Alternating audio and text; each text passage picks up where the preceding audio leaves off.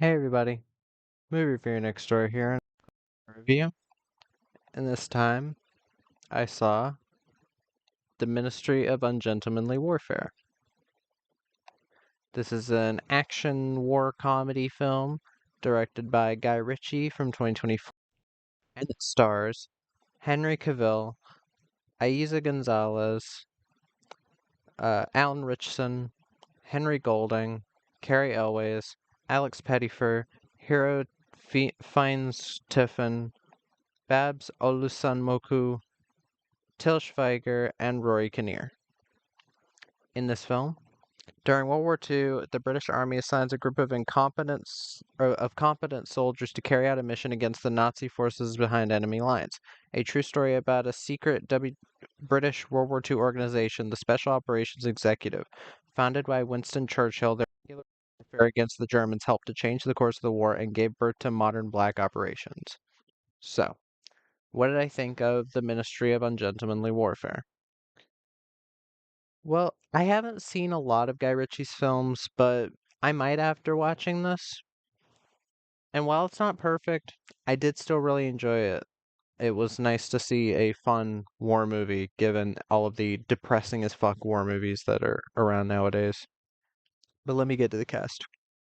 Um, Henry Cavill plays Gus March Phillips. He's the leader of this group. I like Henry Cavill quite a bit. Um, I've seen him in a few things. He was in Mission Impossible Fallout, which I thought he did good in. He was good in Argyle for about the 10 minutes he was in it. Count of Monte Cristo, Night Hunter. Um, Apparently, he's going to be in the Highlander movie that Chad Stahelski's doing. But I do like him as an actor. I think he's underrated. And yeah, I thought his performance here worked quite well. Eiza Gonzalez plays Marjorie Stewart. She's another part of this group. She's more on a spy mission. She's kind of on a separate mission that still leads into the main mission of the film. But I've seen this actress in a couple things as well. Um, Mainly Paradise Hills, which I thought she did a pretty great job in, even though she's not a huge part of the film. Um, she's apparently a singer slash actress, and I think she does a great job at both. Her singing in the film is gorgeous.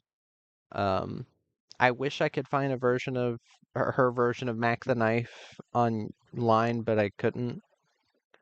But no, she can hold her own against everybody else. The character wasn't written annoyingly to be like a girl boss. No, it's very well written. Um, Alan Richardson plays Anders Lassen. He's kind of their archer, and he's a pretty awesome character.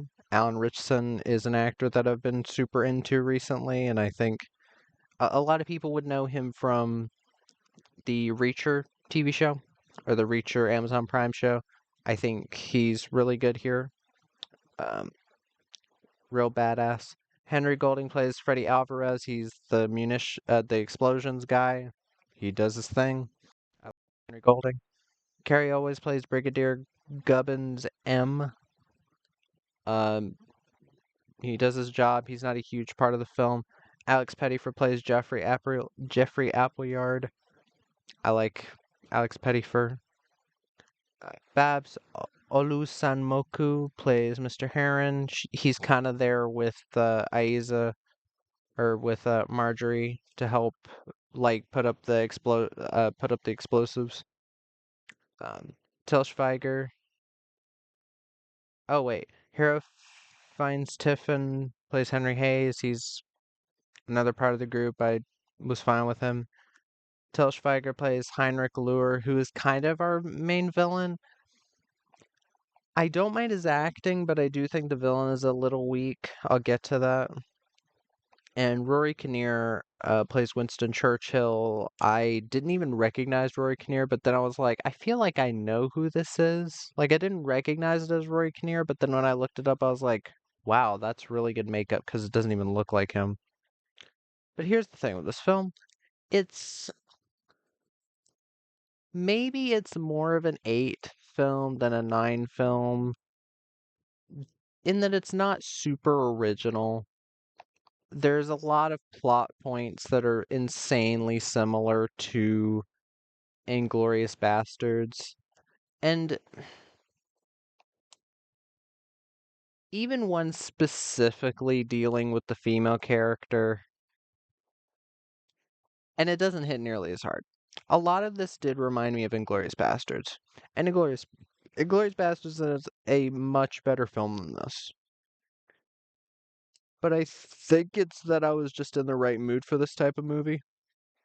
And it wasn't yet another war movie where it's like, oh my god, war is so disgusting, everybody died, and anti-war, everybody be against this war that needed to happen.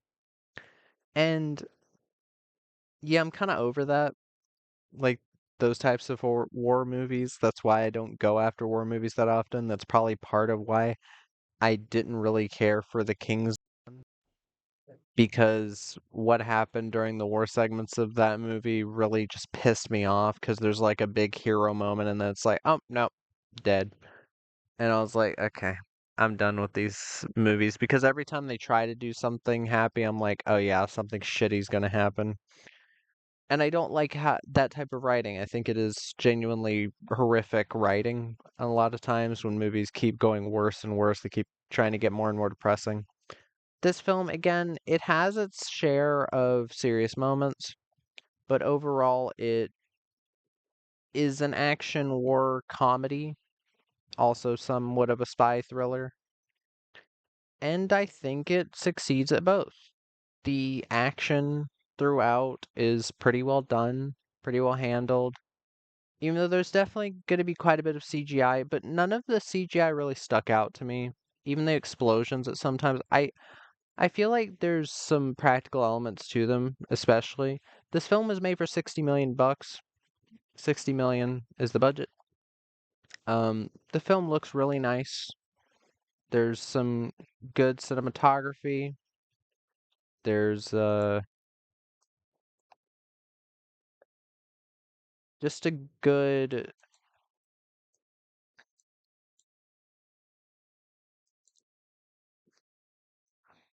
sorry.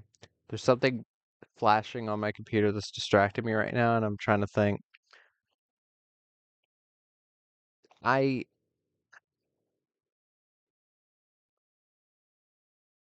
sorry. The film overall knows what it's going for, which is something that I can give a lot of credit to. Guy Ritchie obviously knows how to make a good film, and I think this is a good film for sure. I can also see with how a lot of his other films, a lot of his more popular films have been received, that some people might see this as a letdown. But then again, not every director, I don't feel many directors make all good films. Even people like Steven Spielberg make films like, well, like think of someone like Joe Lynch. At least in my opinion, Suitable Flesh is a not great film from him. Even though I like a lot of what it's going for and I understand why the ending is the way it is, it just felt so obvious and I was just waiting for it to happen. So most of the film felt very meh to me. Steven Spielberg even has films like Schindler's List that I personally don't consider to be a good film because I feel like it's exactly what I said, like misery porn. And again, I do enjoy this film and I think it is a good film. But again, I can still see why people are kind of up and down about it. It's not like this is horribly reviewed. It has a 3.2 out of 5 on Letterboxd. It has a 6.6 out of 10 on IMDb. Those are not bad scores. And I can kind of get where they're coming from in certain respects. The film does have an issue with pacing at times because after the first action scene of the film, it does take the film quite a while to get back into the action. And I do think that's an issue with a lot of war films. There are a lot of war films that end up being overly talky. And some of the dialogue, again, a lot of the dialogue is very sharp, but it also does, again, stall what could have. Like, I think there could have been an extra, like, big action scene in this. Because of the action scenes of the film, there's like three. There's the decent one at the beginning with some shooting, some fighting, and the explosion of ship. There's there's the one of them saving their friend, the one played by Alex Pettyfer, which was a lot of fun, pretty over the top, just what I like. And then at the end, there's the big long action scene. And I think if you had added just one more in that downtime, it would have risen this up a bit. But this film does, pacing wise, gets kind of killed a little bit in the middle. And again, comparing this to something like Inglourious Basterds, Inglourious Basterds, yes, has much better dialogue. I think a lot of the characters are a bit more memorable. The villains, again, some of the best villains I think ever put to screen. Um, Christoph Waltz's character in Inglourious Basterds is one of my favorite villains in any film ever because I think he is genuinely terrifying. It it's really hard for me to find a villain genuinely terrifying, especially nowadays where everybody played so either way too muted or it's like, oh, there's just another person and all that, and it just comes off annoying. That character felt real. A lot of his actions were ruthless, and Christoph Waltz had amazing direction by Quentin Tarantino. Here, the villain is Till Schweiger. I love Till Schweiger in Inglourious Basterds. I've seen him in other films. I think he can play a good villain. It's just this villain is kind of weak. As it kind of feels like Guy Ritchie is taking a bit more from Inglourious Basterds in that he kind of tries to play a part like um Christoph Waltz's character from Inglourious Basterds, but again, we don't know enough about this character. At least in Inglourious Basterds, that's kind of a point to it, is that we don't know enough about the villain. But here we know so little about the villain that he's not a ton character. So it's just a bit of a letdown. Because I saw Til Schweiger was in it and I was like, oh, he must be the villain, and he is. And then most we get is that, oh, he shackles up people and beats the shit out of them. That's about all we learn. And there's a lead up to what you'd think would be a scene, like the whole thing with the female character is that she's trying to deceive him by pretending to be German when she's actually a Jew, and he had something to do with the death of her parents, I think. And the build up to the end just really wasn't there. And I do think that is the most harmed part of the movie is that the build up to the end is not amazing. Excuse me. Um, but yeah, even with that said, I think the action is well done. I think the characters are a lot of fun. Even though we don't learn a ton about a lot of the characters, I still think they're fun and enjoyable enough for me to, excuse me, to care about them. The cinematography is really good. The score by Christopher Benstead was really energetic and fun. But yeah, again, I do think the pacing could have been bumped up a bit. I think the story flows well, but the pacing suffers a tiny bit in the middle, especially after the rescuing of Alex Pettyfer's character, because it does take a bit to get to our main event still. And even though the main event's a lot of fun, I do think you could add a little bit more. And